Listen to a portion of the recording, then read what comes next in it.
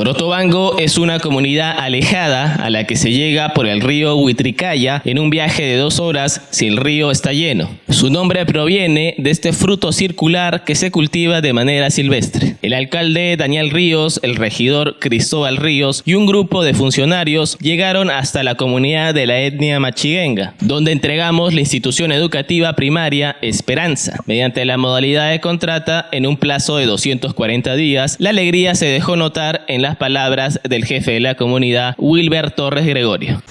Buenos días a todos los funcionarios de la Municipalidad Distrital de Neotone y a todos los comuneros de la comunidad de Porotobango. Tengan ustedes muy buenos días.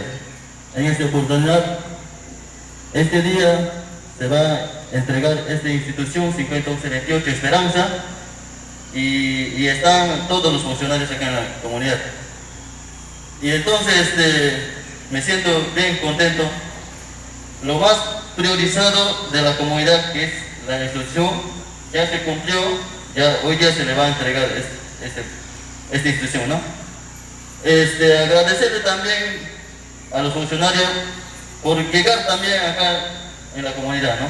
La infraestructura de la obra consta de 5 bloques: aulas y de uso múltiple, depósito, dormitorio del docente, baños, cocina, losa deportiva con techo metálico, sistema de energía eléctrica, cerco perimétrico y mobiliario. Este proyecto fue ejecutado con un presupuesto de 6.173.788.88 nuevos soles. El objetivo principal de este proyecto es mejorar la calidad del servicio y acceso a la educación de toda esta juventud. Con este proyecto mejoraremos la calidad de vida también de la juventud y el futuro de la comunidad de Porotobango. El burgomaestre pidió a los comuneros hacer un buen uso de su escuela y a cuidarla.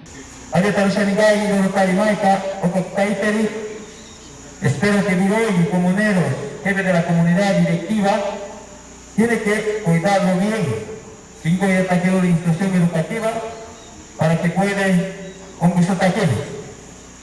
Si no habrá que cuidar esta construcción, va a ser en vano. Hoy se entrega a la comunidad y asumirá responsablemente a mantener, a cuidar todo lo que está implementado dentro de esta institución. El presidente de la PAFA también dio unas palabras a todos los presentes en Machiguenga.